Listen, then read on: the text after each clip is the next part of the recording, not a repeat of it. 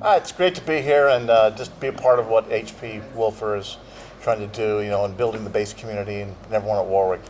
I'd say the main thing is that it's just so great to be around so many wonderful bass players. It's like every bass player's wet dream, when we're driving over here and it's me and John B. Williams and Alfonso and Bobby Vega. If you'd asked me then, what do you want in life, it was to be one of those guys. And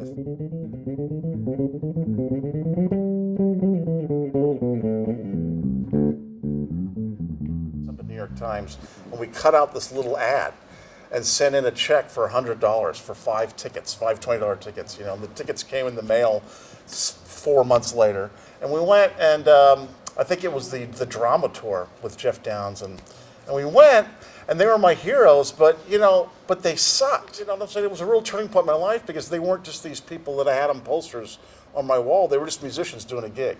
And I knew enough to say, well, they sound good, but the sound man missed the beginning of the guitar solo, and in Tempest Fusion, they're supposed to come in together, and there's a few clams there. I was realizing that those aren't gods up there. They're just musicians, and I can play.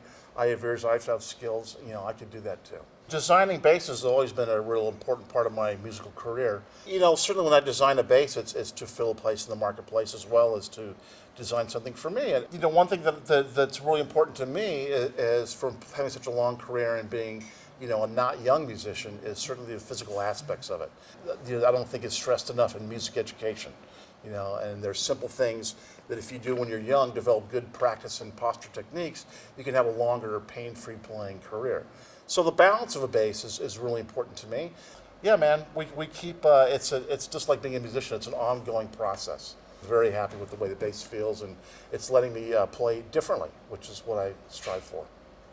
One of the things that I preach a lot in my True Fire courses and stuff is hand position. But it's if you learn some basic hand positions, man, you can play. Like I did this bass workshop in San Diego. The Rhonda Smith was there, and there was like 10 bass players, and one of them was Sinbad. And obviously he had rhythm, he had time, but he didn't, if you put your hand like this, that's going to be a major triad, no matter where you go. So we'll teach your hand how to do that. Now someone says, we're going to play an E flat major. Let's see, E flat.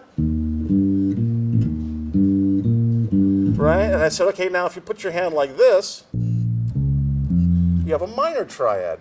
And now you can play The Thrill Is Gone. Man, life's a mirror. And if you're going around going, I can't believe my sound was great, and then they downloaded it and it sounds awful, then your life is going to be a mess like that, right? There are things you can't control. So the only thing you can't control is just doing your best at all times.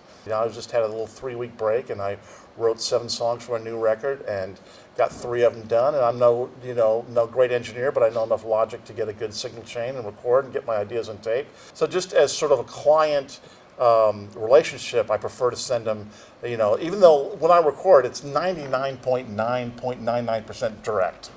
But then when someone's hiring you, especially to do a rock session, it's nice to say, here's the DI channel, here's the amp channel. The amp channel usually means a little distortion and a shitty sound, but just sort of give them the option so they can think they have control over it. Thank you, John.